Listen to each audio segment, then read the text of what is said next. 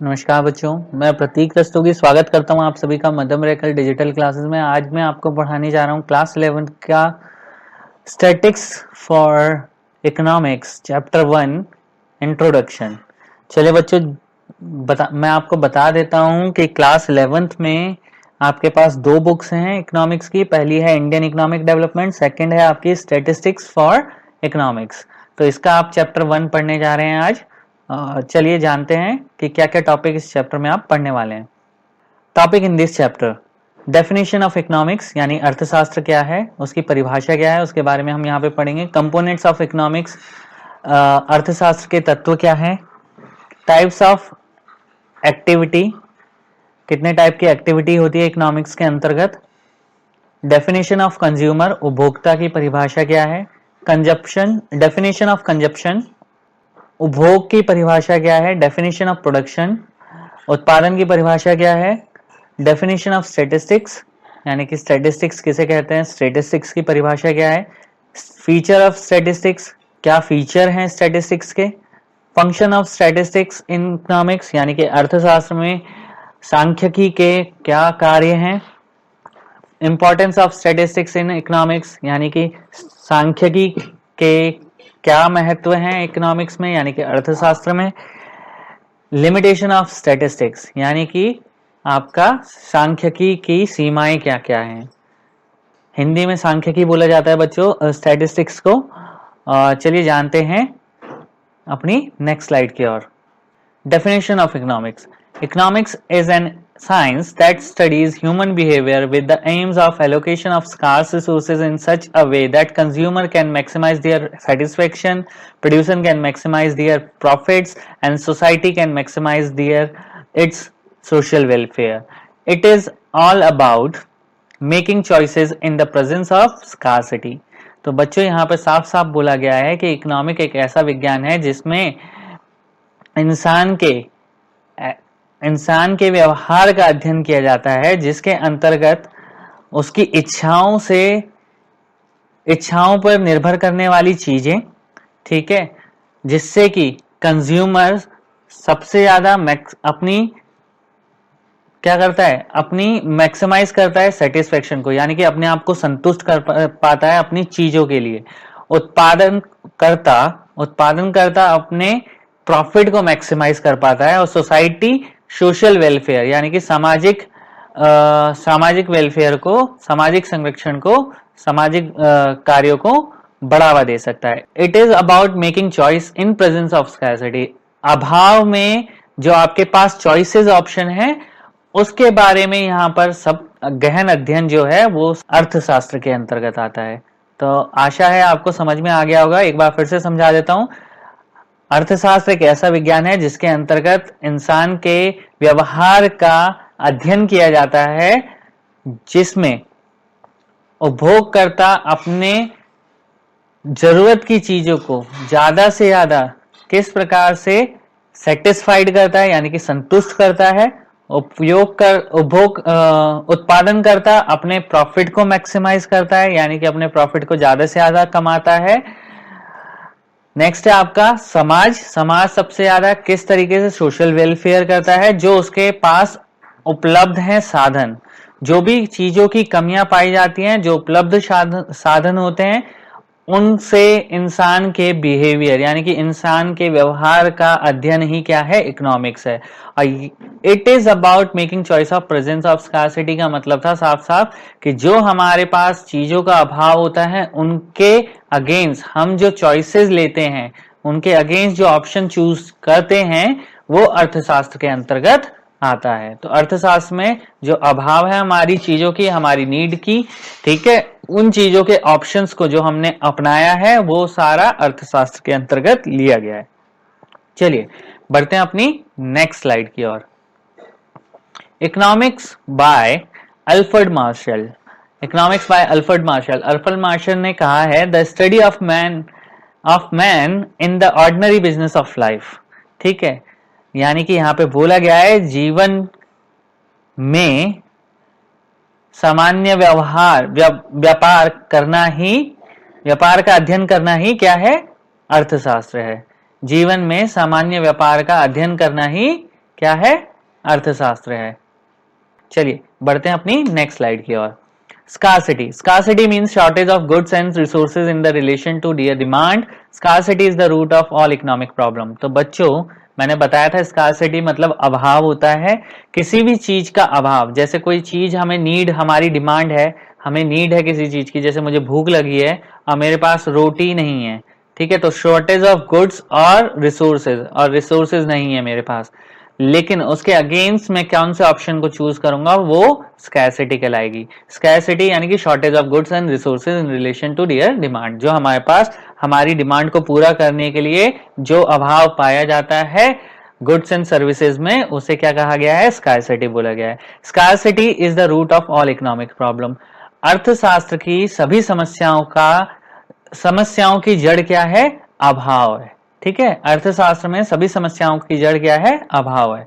चलिए बढ़ते हैं अपनी डेफिनेशन की ओर। Scarcity definition given by the Lionel Robbins. Lionel Robbins जो है एक इकोनॉमिस्ट थे, उन्होंने 1932 में एक आपको डेफिनेशन दी थी स्कार्सिटी की। स्कार्सिटी मतलब अभाव की। Economics is a science that studies human behavior as a relationship between and scarce means between have the alternative uses. इंसान के व्यवहार का आप उसकी नीड से संबंध और उसके अभाव से संबंध ही क्या कहलाएगा? जो उसके वैकल्पिक चीजों का यूज किया गया है उसको हमने क्या बोला गया है? इकोनॉमिक्स क्या है कहा गया है। यहाँ पर समझ में आया? एक बार फिर से इसे सिंपल शब्दों में बता देता हूं। अर्थशास्त्र एक ऐसा विज्ञान है जिसके अंतर्गत इंसान के पास उसके डिमांड से उपलब्ध जितने भी सोर्सेस हैं, जितने भी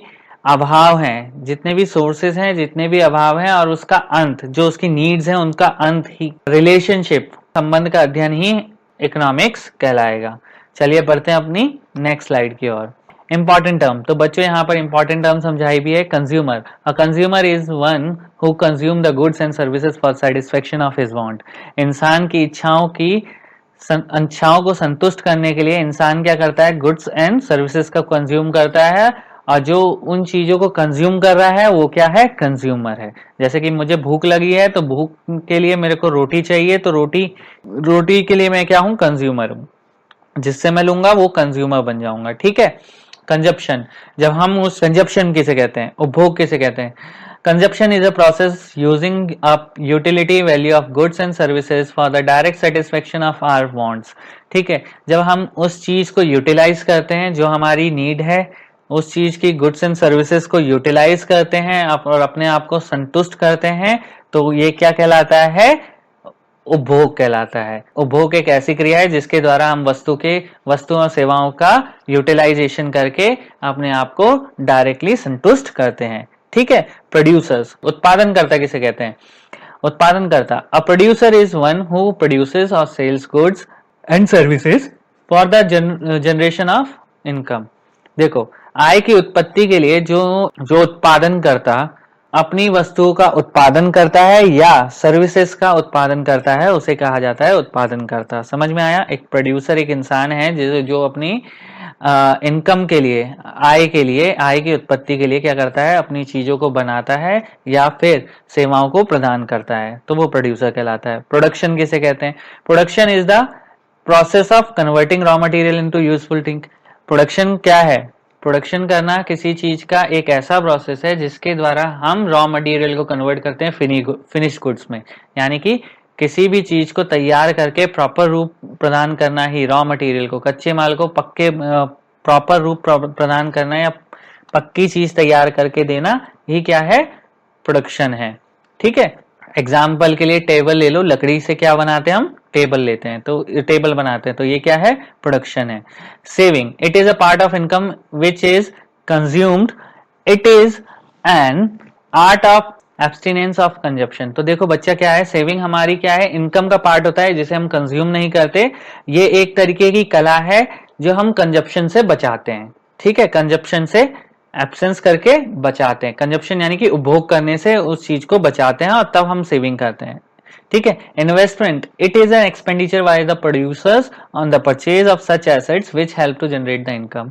इन्वेस्टमेंट क्या होती है बेटा? जब इन्वेस्टमेंट एक ऐसी टर्म है जिसके अंतर्गत हम क्या करते हैं, किसी भी माल को बनाने के लिए प्रोड्यूसर्स क्या करते हैं, अपनी इन्वेस्टमेंट लगाते हैं उसमें। इन्वेस्टमेंट कैसे लगाएंगे? जैसे एसेट्स, आपने 9th में भी पढ़ा होगा, आपने इन्वेस्टमेंट को पहले भी पढ़ा होगा। जैसे कोई चीज खरीदी, जैसे हमें मशीनों की आवश्यकता पड़ी किसी चीज को बनाने के लिए, लैंड की आवश्यकता पड़ेगी, बिल्डिंग की आवश्यकता पड़ेगी, पैसे की आवश्यकता पड़ेगी, तो ये सारी चीज क्या है, किसी चीज को बनाने के लिए अगर जिन चीजों की आवश्यकता पड़ती है वो एक इन्वेस्टमेंट होती है प्रोड्यूसर्स के लिए, ठीक है, जिससे वो इनकम जनरेट कर पाता है। ठीक है बच्चों, तो ये हमारे इंपॉर्टेंट टर्म भी थे और यही हमारे एलिमेंट्स भी हैं किसके, इकोनॉमिक्स के। क्लियर? एलिमेंट्स ऑफ इकोनॉमिक्स भी बोल सकते हो और कंपोनेंट्स ऑफ इकोनॉमिक्स भी बोल सकते हो इन टर्म्स को। ठीक है, चलिए बढ़ते हैं अपनी नेक्स्ट स्लाइड की ओर। Economic activity, type of activity. तो बेटा यहाँ पर there are two type of activity, one is economic activity, second is non economic activity. Economic activity देखते हैं, चलिए। Are those activity which are related to the earn money and wealth for a life. These activities generate new income and increase the flow of goods and services. For example, production, consumption, investment and distribution. देखो, economic activity ऐसी activity है, ऐसी कोई भी activity जिससे हम धन कमाते हैं या पैसा इकट्ठा करते हैं और जिससे वस्तुओं और सेवाओं का आदान प्रदान करते हैं, फ्लो करते हैं। ठीक है, तो ऐसी सारी एक्टिविटीज किसके अंतर्गत आ जाती हैं, इकोनॉमिक एक्टिविटी के अंतर्गत आ जाती हैं। एग्जांपल है प्रोडक्शन, किसी चीज का प्रोडक्शन करना, कंजम्पशन करना, इन्वेस्टमेंट करना और उनका डिस्ट्रीब्यूशन करना। डिस्ट्रीब्यूशन का यहाँ पे मैं बता देता हूँ, डिस्ट्रीब्यूशन मतलब जब सामान बन के तैयार हो जाता है उन्हें अलग अलग जगहों पर वितरण करना डिस्ट्रीब्यूशन करना कहलाता है। ठीक है, अब आ जाते हैं नॉन इकोनॉमिक एक्टिविटी पे। Non economic activities are those activity which are not related to earn money and wealth. These activities neither generate the income or nor increase the flow of goods and services. For example, a teacher teaching his own son social, religious, political, charitable and parental etc. तो non economic activity बेटा ऐसी activity तो है जिसके द्वारा हम पैसा नहीं कमाते, it is not related to the money और वेल्थ, पैसे से कोई मतलब नहीं है इसका, ना ही इसके द्वारा हम गुड्स एंड सर्विसेज के फ्लो को बढ़ाते हैं या इंक्रीज करते हैं। ठीक है, ये ऐसी एक्टिविटी होती हैं जिससे कि हम सेवा प्रदान तो करते हैं लेकिन वो अपने स्वार्थ के लिए। ठीक है, जैसे कि एक टीचर है, एक टीचर अपने बच्चे को पढ़ा रहा है, तो ये कोई इकोनॉमिक एक्टिविटी नहीं है, इससे पैसा अर्न नहीं कर रहा है वो, तो ये खाली उसकी अपने बच्चों के प्रति सेवा है, तो इसे क्या बोलेंगे हम, नॉन इकोनॉमिक एक्टिविटी। इसी तरीके से सोशल आपने देखी होगी, जो हमारे सामाजिक क्षेत्र होते हैं वहां पर सेवाएं प्रदान की जाती हैं। रिलीजियस, धार्मिक स्थल देखें आपने, वो नॉन इकोनॉमिक एक्टिविटी के अंतर्गत आते हैं। पॉलिटिकल, राजनीति हमारी नॉन इकोनॉमिक एक्टिविटी है। चैरिटेबल, जो चैरिटेबल ट्रस्ट होते हैं वो सारे नॉन इकोनॉमिक एक्टिविटी है, खाली सेवाएं प्रदान कर रहे हैं। पेरेंटल यानी कि जो पेरेंट अपने बच्चों को गाइड करते हैं, वो उसमें जो भी एक्टिविटी आती है वो सारी नॉन इकोनॉमिक एक्टिविटी के अंतर्गत आता है बच्चों। ठीक है, आशा है आपको यहाँ पे समझ में आ गया होगा। चलिए बढ़ते हैं अपनी नेक्स्ट स्लाइड की ओर। Service holder, a person who is in the job and give his services as a factor of production and is getting paid for it, that is called as a service holder. एक इंसान जो job कर रहा है और अपनी services दे रहा है जिससे और जिसके कारण प्रोडक्शन हो पा रहा है और उसके लिए उसे पैसा मिल रहा है, तो वो उसका एक क्या है, वो क्या है, एक सर्विस होल्डर है। सपोज मैं एक सर्विस होल्डर हूं, मैं कहीं टीचिंग की जॉब कर रहा हूं, जैसे मैं टीचर हूं आपका, तो आपको आपके लिए टीचिंग कर रहा हूं, तो ये क्या है, फैक्टर ऑफ प्रोडक्शन है, क्योंकि मैं सर्विस प्रोड्यूस कर रहा हूं और सर्विस प्रोड्यूस करने के अगेंस्ट मुझे क्या मिल रहा है, पैसा मिल रहा है। That's why I am called as a service holder. Example है गवर्नमेंट टीचर, प्राइवेट टीचर और बहुत सारे हैं। ठीक है, वकील हो गए, लॉयर हो गए, आपके पुलिसमैन हो गए, ये सब सर्विस होल्डर है। ठीक है, service provider, a person who provide the services to others for a payment. ठीक है, एक इंसान ऐसा जो दूसरों को सेवाओं प्रदान करने के लिए पैसा प्रदान करे, ठीक है, उनकी सेवाएं प्रदान करने के लिए पैसा प्रदान करे, वो सर्विस प्रोवाइडर होता है। कोई भी कंपनी, कोई भी इंसान हो सकता है, जो इंसान अपने अंडर किसी व्यक्ति को उसकी सर्विसेज यानी कि सेवाएं प्रदान करने के लिए उसे पैसा प्रदान करे यानी कि धन प्रदान करे, तो ऐसी लोगों को क्या बोला जाता है, सर्विस प्रोवाइडर। जैसे कि ट्रांसपोर्टर और ऑटो ड्राइवर। ठीक है, ऑटो ड्राइवर हो गया, या आपकी बस ड्राइवर हो गया, बस कंडक्टर हो गया, ट्रेन ड्राइवर हो गया, या आपने देखे होंगे लोको पायलट वगैरह, ये सारे क्या हैं, सर्विस प्रोवाइडर। इनको सर्विस मिलती है, ये सर्विस होल्डर हैं, लेकिन इनको जो प्रोवाइड कर रही है कंपनी वो कौन है, कंपनी का नाम क्या कहलाएगा, सर्विस प्रोवाइडर कहलाएगा। स्टैटिस्टिक्स, बच्चा definition of statistics most important है। स्टैटिस्टिक्स का हिंदी में मतलब होता है सांख्यिकी। वैसे तो आंकड़ों को ही सांख्यिकी बोला गया है, लेकिन मैं आपको यहाँ पर दो टर्म्स में आपको स्टैटिस्टिक्स की परिभाषा समझाऊंगा। पहली है प्लूरल सेंस में और एक है सिंगुलर सेंस में। प्लूरल सेंस में क्या है स्टैटिस्टिक्स, चलिए दिखाता हूं, मैं आपको बताता हूं। A plural sense statistics refers to the information in terms of numbers and numerical data such as population statistics, employment statistics, etc. According to the Bowley, statistics are the numerical statement of fact in any department of inquiry placed in relation to each other. तो देखो बच्चों यहाँ पे जो बोला गया है plural sense में, हम सांख्यिकी क्या है, सांख्यिकी एक ऐसी टर्म है जिसके अंतर्गत नंबर्स और न्यूमेरिकल डाटा को रखा जाता है, इंफॉर्मेशंस को रखा जाता है, जो कि होती है किससे रिगार्डिंग, पॉपुलेशन स्टैटिस्टिक्स से रिगार्डिंग या फिर एम्प्लॉयमेंट स्टैटिस्टिक्स से रिगार्डिंग। यानी कि जनसंख्या के जो आंकड़े देखे होंगे आपने, जब जनसंख्या मेजर करी जाती है तो आपने जनसंख्या के आंकड़े देखे होंगे, जनगणना 2011 के अनुसार, जनगणना 2015 के अनुसार, ठीक है, तो वो क्या है, जनगणना आपकी एक तरीके से पॉपुलेशन स्टैटिस्टिक्स है।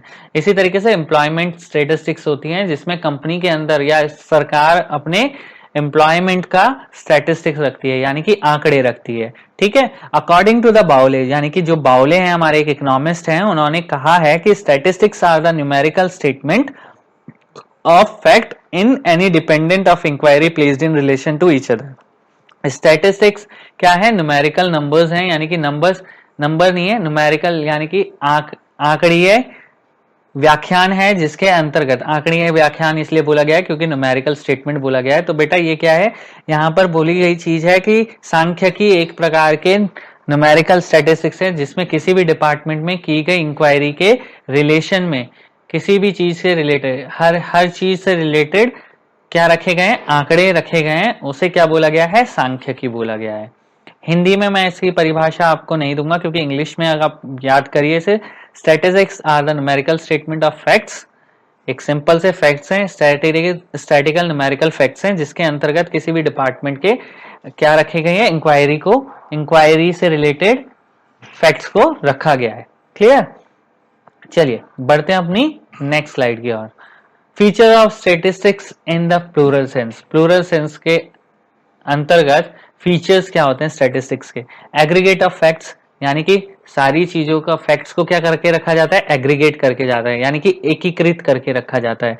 फिर आता है आपका न्यूमेरिकली एक्सप्रेस्ड, जो भी स्टैटिस्टिक्स होंगे हमारे, जो भी आंकड़े होंगे उनको किस में, नंबर्स में क्या करा जाएगा, एक्सप्रेस करा जाएगा। Affected by multiplicity of cause, और अफेक्टेड होगी कई गुनाओं से, कारण कई होंगे उसके और उस हिसाब से अफेक्ट करेगी वो, ठीक है। रीजनेबल एक्यूरेसी होने के चांसेस रीजनेबल होंगे उसके, ठीक है, यानी कि करेक्ट होने के चांसेस बहुत हैं, ठीक है, रीजनेबल होंगे, क्योंकि जब आंकड़े लेते हैं तो हम सारों के आंकड़े ना लेके एक लिमिटेड लेते हैं और उससे समझ में आ जाता है। Placed in relation to each other, और एक दूसरे से रिलेटेड भी होंगे, किसी चीज का आंकड़ा भी हो सकता है, सैलरी का आंकड़ा हो सकता है, कितने एम्प्लॉय काम कर रहे हैं, ये सारे आपस में एक दूसरे से रिलेशन रखते हैं, तो इसीलिए बोला गया placed in relation to each other, एक दूसरे से रिलेशन रखते हैं। 2011 में कितनी सैलरी थी, 2012 में कितनी सैलरी है, 2013 में कैसी सैलरी है किसी कंपनी की,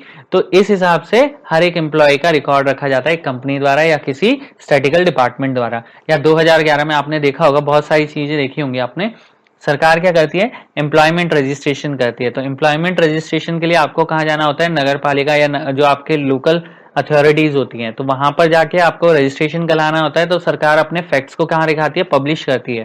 तो इन फैक्ट्स को रखना एक न्यूमेरिकल टर्म में ही क्या है, स्टैटिस्टिक्स कहलाता है, ठीक है। तो वो प्लूरल सेंस में रखती है क्योंकि बहुत सारे लोगों का डाटा वहां पर वो कलेक्ट करके रखते हैं, ठीक है। इसके बाद आता है आपका प्री डिटरमाइंड पर्पस, आंकड़ों को इकट्ठे करने का अपना प्री डिटरमाइंड यानी कि पूर्व निर्धारित लक्ष्य होता है, ठीक है। और नेक्स्ट क्या है, एस्टिमेटेड। इनके अनुसार जो आंकड़े होते हैं, प्लूरल सेंस में जो आंकड़े रखे जाते हैं उसके अनुसार आने वाले समय के अनुमान लगाए जाते हैं, यानी कि एस्टिमेट तैयार किया जाता है।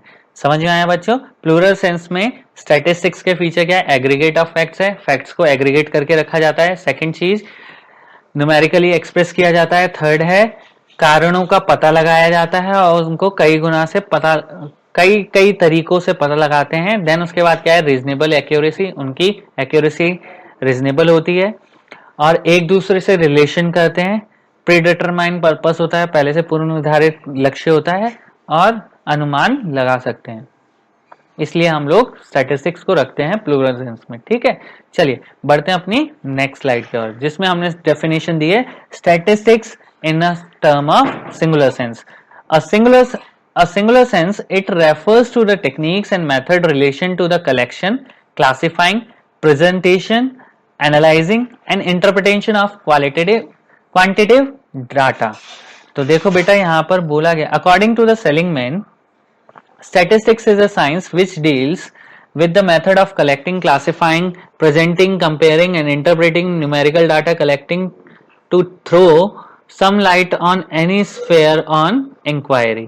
तो देखो बच्चों यहाँ पे साफ साफ बोला गया है कि सिंगुलर सेंस में एक टेक्निक में, सांख्यिकी को एक टेक्निक बताया गया है, एक विधि बताई गई है जिसमें हम क्या करते हैं, कलेक्शन करते हैं, यानी कि आंकड़ों का क्या करते हैं, कलेक्ट करते हैं, यानी कि संगठन एकत्रित करते हैं, आंकड़ों को एकत्रित करते हैं, क्लासिफाइड करते हैं यानी कि विश्लेषण करते हैं, उसको अलग अलग कैटेगरी में बांटते हैं। देन उसके बाद प्रेजेंटेशन करते हैं, उनको प्रेजेंट करते हैं दूसरे के समक्ष। एनालिसिस करते हैं, एनालिसिस यानी कि विश्लेषण करना। इंटरप्रिटेशन करना, इंटरप्रिटेशन यानी कि उनको क्या करना, चेंज करना। इंटरप्रिटेशन मतलब उनको चेंज करना, विश्लेषण करके उनका अनुवाद करके क्वांटिटेटिव डाटा में प्रोड्यूस करना ही क्या है, स्टैटिस्टिक्स है। According to the Seligman, statistics is a science, statistics एक विज्ञान है, which deals with the method of collecting, जिसके अंतर्गत डाटा को कलेक्ट करने के क्या है, सभी मेथड्स को लिया जाता है, क्लासिफाई करा जाता है, प्रेजेंट करा जाता है, कंपेयर करा जाता है डाटा को, इंटरप्रेट करा जाता है। न्यूमेरिकली डाटा जो हमारे पास कलेक्ट हुए हैं किसी सम रीजन से और किसी कारण से, किसी इंक्वायरी से, अगर वो जो डाटा कलेक्ट हुआ है उनको कंपेयर करना, उनको क्लासिफाई करना, प्रेजेंट करना, इंटरप्रेट करना, ये सारी किसके अंतर्गत आती है, सारी विधियां किसके अंतर्गत, मेथड जो हैं सारे किसके अंतर्गत आते हैं, सांख्यिकी के अंतर्गत आते हैं। और यही सेंस को बोला गया है सिंगुलर सेंस। जब किसी डाटा को हम क्या करेंगे, इंडिविजुअली इंक्वायरी करके कलेक्ट करेंगे, क्लासिफाई करेंगे, प्रेजेंट करेंगे, कंपेयर करेंगे और इंटरप्रेट करेंगे, तो ये सब किसके अंतर्गत आता है, सांख्यिकी के अंतर्गत। Stage of statistics in singular sense. तो बच्चा ये फीचर्स दिए गए हैं, स्टेजेस जो हमने बोला है यहाँ पे फीचर ही है, ये feature of statistics in singular sense. Collection of data, collection of data क्या है, सबसे पहली स्टेज है, हम लोग जो सबसे पहला फीचर है कलेक्शन ऑफ डाटा करेंगे, उसके बाद ऑर्गेनाइजेशन ऑफ डाटा करेंगे, फिर उसके बाद प्रेजेंट करेंगे उस डाटा को, फिर उसके बाद एनालाइज करेंगे यानी कि विश्लेषण करेंगे, और फिर उसके बाद इंटरप्रिटेशन करेंगे यानी कि डाटा को इंटरप्रेट करेंगे, कन्वर्ट करेंगे। जो रिकॉर्ड कीपिंग क्वालिटी होती है उसमें हम रिकॉर्ड इंटरप्रेट करेंगे। क्लियर? तो बच्चों यहाँ पर ये स्लाइड आपकी समाप्त होती है, बढ़ते हैं अपनी नेक्स्ट स्लाइड की ओर। Statical data. स्टैटिकल डाटा बेटा दो प्रकार के होते हैं, एक होता है क्वालिटेटिव डाटा, एक होता है quantitative data. Qualitative data is not measured in a term of numerical, ठीक है, इन्हें कभी भी न्यूमेरिकल टर्म्स में मेजर नहीं करा जाता है, जैसे कि लाइक ब्यूटी एंड इंटेलिजेंस। किसी का कोई इंसान ब्यूटीफुल है तो उसको क्वालिटेटिव नंबर्स में एक्सप्रेस नहीं कर सकते, इंटेलिजेंस को नंबर्स में एक्सप्रेस नहीं कर सकते, इसीलिए इनको क्वालिटेटिव डाटा बोला गया है। और ऐसा डाटा जो नंबर में एक्सप्रेस हो सके, जैसे प्राइस, इनकम, सैलरी या किसी इंसान की हाइट, वेट, तो ये सब क्या है, क्वांटिटेटिव डाटा। क्लियर हो गया? क्वालिटेटिव डाटा और क्वांटिटेटिव डाटा। एक्टिविटी कितनी थी? दो थी, एक इकोनॉमिक और नॉन इकोनॉमिक, ठीक है। स्टैटिस्टिक दो तरीके से है, एक है सिंगुलर सेंस में, एक है प्लूरल सेंस में। क्लियर हो गया। प्लूरल सेंस में कौन आ गया, जैसे आपके प्लूरल सेंस में स्कूल हो गए, ठीक है, आपके रिलीजियस स्थान हो गए, पॉलिटिकल स्थान हो गए, या फिर आपके ऐसी जगह जहां पर बहुत सारे लोगों का काम होता है, जैसे नगर पालिका हो गई। ये सारी चीजें किस में आ गई, इनके जो स्टैटिस्टिक्स होते हैं प्लूरल सेंस में रखे जाते हैं, और जो इंडिविजुअल इंसान की जनगणना वगैरह होती है वो आपका इंडिविजुअल इंसान की जो भी इंफॉर्मेशन होती है वो होती है सिंगुलर सेंस में, ठीक है। वो अलग अलग तरीके से वो आपको बताया जाएगा। चलिए बढ़ते हैं अपनी अगले टॉपिक की ओर, scope of statistics. In the old days, the use of statistics was restricted to deal with the affairs of the state.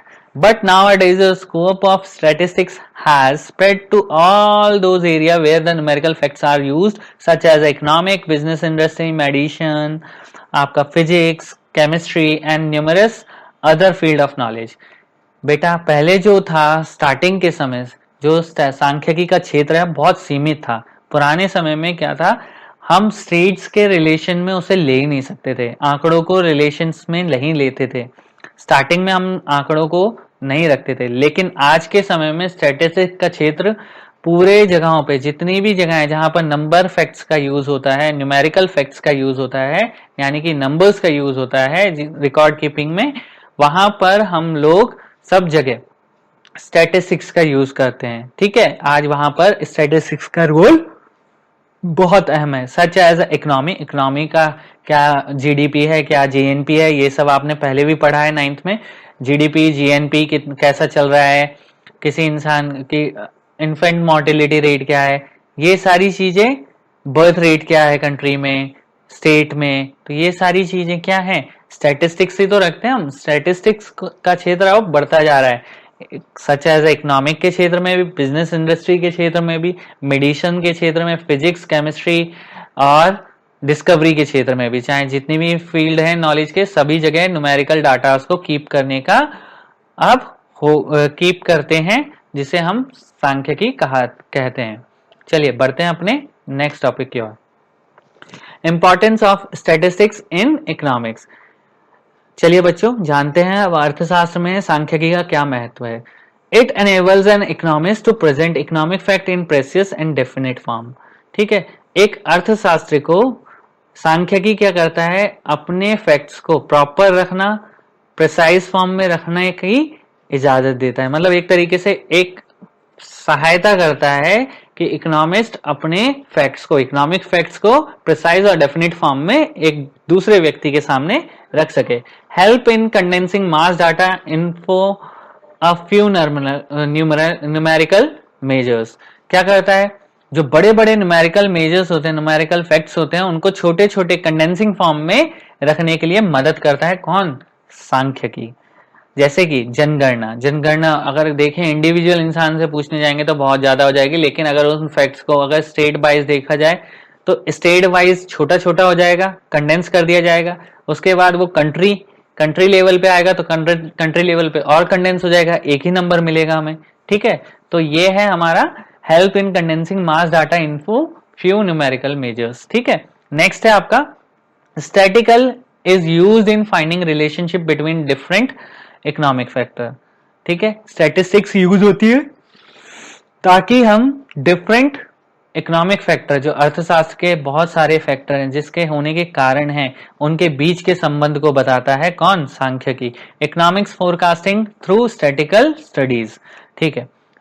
अर्थशास्त्री जो फोरकास्ट करते हैं वो सब किसके बेस पे करते हैं, न्यूमेरिकल फैक्ट्स पे, यानी कि आंकड़ों के बेस पे, सांख्यिकी के बेस पे। तो सांख्यिकी के अध्ययन के बाद ही इकोनॉमिक्स अपना फोरकास्टिंग यानी कि एक अनुमान लगाते हैं। Helpful for the formulate appropriate economic policy that solve economic problem, और इकोनॉमिक प्रॉब्लम को सॉल्व करने के लिए क्या करते हैं वो लोग, एक तरीका बनाते हैं। एक इकोनॉमिक्स को प्रॉब्लम को सॉल्व करने का तरीका कौन बताएगा, स्टैटिस्टिक्स ही बता पाएगा, ठीक है। Help to analyse the performance of the policy applied before, पहले जो पॉलिसी अप्लाई करी थी उसका क्या रिजल्ट है, उसमें क्या चेंजेस करने चाहिए, ये सारों के लिए मदद कौन करेगा, स्टैटिस्टिक्स, ठीक है। Economics try to find out cause and effect relationship between different set of data. देखो क्या होता है कि अलग अलग डाटा को इकट्ठा करते समय और उनके मध्य में कारण क्या है प्रॉब्लम का, प्रॉब्लम होने का कारण और उनके बीच के संबंध को और उसका प्रभाव क्या पड़ा, ये सब किसकी मदद से मिलता है, किसकी मदद से मिलता है इकोनॉमिस्ट को? सांख्यिकी की मदद से, यानी कि स्टैटिस्टिक्स की मदद से। अगर आंकड़े सही हो गए तो इंसान उससे संबंध भी पता लगा लेगा, उसका कारण भी पता लगा लेगा और किस हद तक प्रभाव पड़ा उस पॉलिसी का उसका भी पता लगा लेगा। फॉर्मुलेशन ऑफ पॉलिसी, पॉलिसीज में चेंजेस करने के लिए भी स्टैटिस्टिक्स इंपॉर्टेंट है। नेक्स्ट है आपका यूज फॉर इंटरसेक्टरल एंड इंटरटेम्पोरल कंपैरिजन। भैया अंतरराज्यीय अंतरविभागीय क्या कंपैरिजन हुए हैं दोनों में, अगर दो अलग अलग सेक्शन है, दो अलग अलग कंपनियां हैं, तो उनके बीच में क्या डिफरेंस हुआ है, आंकड़ों के हिसाब से इकोनॉमिक्स उस हिसाब से क्या लगा लेगा, एक अनुमान लगा लेगा। It is a quantitative expression for economic problem. और ये क्या है, एक तरीके की क्वांटिटेटिव एक्सप्रेशन है, किसकी, किस समस्या का, अर्थशास्त्र की समस्या का क्वांटिटेटिव एक्सप्रेशन है। ठीक है, कौन, सांख्यिकी, जिसे हम आसानी से निकाल सकते हैं, प्रॉब्लम्स को दूर करा जा सकता है, किसकी मदद से, सांख्यिकी की मदद से। यही कारण है, यही 10 पॉइंट है जिसके कारण आप क्या करते हैं, सांख्यिकी बहुत महत्व रखती है अर्थशास्त्र के क्षेत्र में। तो सांख्यिकी क्या है, ये आप इसके पॉइंट्स को, मोस्ट इंपॉर्टेंट क्वेश्चन आता है बेटा, what is the importance of statistics, या what are the importance of statistics in economics. ठीक है, चलिए बढ़ते हैं अपनी नेक्स्ट स्लाइड की ओर। Function of statistics, function of statistics क्या क्या है, ठीक है, क्या क्या कार्य हैं स्टैटिस्टिक्स के। स्टैटिस्टिक्स सिंप्लीफाई कॉम्प्लेक्सिटी, देखो कॉम्प्लेक्सिटी को सिंपल करना है तो वो कौन करेगा, सांख्यिकी करेगा। It expresses fact in numbers, जितने भी नंबर ऑफ फैक्ट्स होते हैं उनको एक्सप्रेस करने के लिए it's expresses facts in number, जितने भी स्टैटिस्टिक्स में एक्सप्रेस करी जाती हैं चीजें वो नंबर्स में करी जाती है। It represents data the in condense form, जितना भी डाटा होता है उनको कंडेंस फॉर्म में रखता है कौन, सांख्यिकी। Statistics compare different phenomena and resources, relationship between them. Statistics different phenomena को कंपेयर करता है, resources को कंपेयर करता है और उन दोनों के बीच में कितनी रिलेशनशिप है ये सब बताता है कौन, सांख्यिकी। सांख्यिकी इज ठीक है, फिर है statistics is helpful information of policies, information of policies यानी कि पॉलिसीज की क्या इंफॉर्मेशन प्रदान करने के लिए कौन मदद करता है, सांख्यिकी। Statistics is helpful in economic forecasting, भाई किसी भी अर्थशास्त्र के भविष्य का अनुमान लगाने के लिए सांख्यिकी मददगार है। इट फैसिलिटेट कंपैरिजन, कंपैरिजन को निकालने के लिए कौन फैसिलिटी प्रोवाइड कराता है, statistics. It is useful in testing of the law of other sciences, ठीक है, साइंस के, विज्ञान के अलग अलग नियमों को टेस्ट करने के लिए कौन है, सांख्यिकी मददगार है। It help in establishment of correlation between two facts, किसी भी दो फैक्ट्स के बीच में कितना कोरिलेशन है यानी कि सहसंबंध है, ठीक है, कितना सहसंबंध स्थापित हुआ है, उसके लिए उसको पता करने के लिए स्टैटिस्टिक मददगार है, यानी कि सांख्यिकी मददगार है। चलिए बढ़ते हैं अपनी नेक्स्ट स्लाइड की ओर। बच्चों लिमिटेशन ऑफ स्टैटिस्टिक्स, इस चैप्टर का लास्ट टॉपिक है limitation of statistics. Statistics does not study individual, statistics कभी भी इंडिविजुअली नहीं होते हैं, किसी इंसान के इंडिविजुअली नहीं होते हैं, स्टैटिस्टिक्स प्लूरल ही रखे जाते हैं, बट जो डाटा होता है हो सकता है वो इंडिविजुअल इंसान का रखा गया हो, ठीक है, वो चीज अलग है, ठीक है। Statistics results might lead to the fallacious conclusion, ठीक है, कई बार क्या होता है कि स्टैटिस्टिक्स रिजल्ट जो होते हैं गलत निष्कर्ष पे भी चले जाते हैं। Statistics deal with the quantitative facts only, ये तो सबको पता है कि स्टैटिस्टिक्स न्यूमेरिकल फैक्ट्स पे ही काम करता है और डील करता है। Statistics law are true only on average, ठीक है, जो स्टैटिस्टिक्स के नियम हैं वो किस पे डिपेंड करते हैं, वो सत्यता साबित करते हैं औसतन पे, ठीक है, औसतन क्रिया पर ही वो सत्य होते हैं, ठीक है। Only expert can make the best possible use of statistics, जो एक्सपर्ट होते हैं, इकोनॉमिक्स होते हैं, वही स्टैटिस्टिक्स का बेस्ट यूज कर सकते हैं। Uniformity and homogeneity of data is essential. ठीक है, समान होना डाटा का, सही समय पे लेना, समय समय पे लेना ही आवश्यक है। अगर डाटा समय समय पे नहीं लिया जाएगा, ये नहीं कि 1 साल के बाद ले लिया फिर 15 साल बाद ले रहे हो, या 1 साल के बाद लिया तो अगले साल भी लिया जाएगा सेम टाइमिंग पे। जनवरी में लिया है तो जनवरी में लेना होगा, अगस्त में लिया है तो अगस्त में लेना होगा। तो ये क्या है, एक सर्टेन टाइम ऑफ पीरियड के बाद ही लेना है, एक सर्टेन टाइम ऑफ पीरियड के बाद, और समान रूप से लेना है। ये नहीं कि आज आपने जनसंख्या का ले लिया और फिर कल उसके बाद उनकी आय का ले लिया स्टैटिस्टिक, ठीक है, फिर उनके परिवार के बच्चों की आय का देख लिया, तो ये जरूरी नहीं है। स्टैटिस्टिक्स हमेशा सेम फॉर्म में होने चाहिए। Misuse of statistics is ended it's greatest limitation because misuse of statistics is possible. जाहिर सी बात है, देखो मिसयूज हो सकता है स्टैटिस्टिक्स का क्योंकि उसकी अपनी सीमाएं हैं। मिसयूज बहुत ही हद तक होता है कई बार स्टैटिस्टिक्स में। Such study of aggregates only, study क्या होती है यहाँ पर, एग्रीगेट टर्म्स में होती है। मैंने पहले बताया सांख्यिकी जो है एग्रीगेट टर्म्स पे ली जाती है, यानी स्टैटिस्टिक्स आर एग्रीगेट्स। ठीक है, aggregate term without reference result में प्रूव टू बी रॉन्ग। किसी भी संदर्भ में कोई भी रिजल्ट बोलना गलत होगा जब तक कि उसका प्रीवियस रिकॉर्ड नहीं देखा जाए। हो सकता है वो गलत भी हो सकता है वो सही भी हो। ठीक है, father of economics Adam Smith provided well definition of economics. जो हमारे इकोनॉमिक्स के फादर हैं एडम स्मिथ, उन्होंने एक बुक लिखी थी, बुक है आई है द वेल्थ ऑफ नेशंस 1776 में। उन्होंने एक वेल्थ की परिभाषा दी है, यानी कि धन की परिभाषा। धन क्या है इकोनॉमिक के क्षेत्र में? Economics is an inquiry into the factor that determines the wealth of a country. Economic एक ऐसा फैक्टर है जो ऐसी इंक्वायरी है जिसके अंतर्गत हम क्या करते हैं, वेल्थ को निर्धारण करते हैं, यानी कि कंट्री के पैसों का, देश में पैसों का निर्धारण करते हैं। ठीक है, समझ में आया? Economics is an inquiry into the factor that determines the wealth of a country. किसी देश की आर्थिक व्यवस्था का पता लगाने के लिए जितने फैक्टर यूज किए जाते हैं वो इकोनॉमिक कहलाता है, अर्थशास्त्र कहलाता है। ठीक है, growth definition given by Paul A Samuelson. ठीक है, पॉल असैमुएल्सन ने जो हमारे किसकी डेफिनेशन दी है, ग्रोथ की डेफिनेशन दी है यहाँ पर पॉल ए सैमुएल्सन। ठीक है, economics is a study of how man and the society chooses with और without use of money to employ scarce productivity resources which could have the alternative uses of provide various commodity over time and distribute them the consumption now in future among various people and the group of society।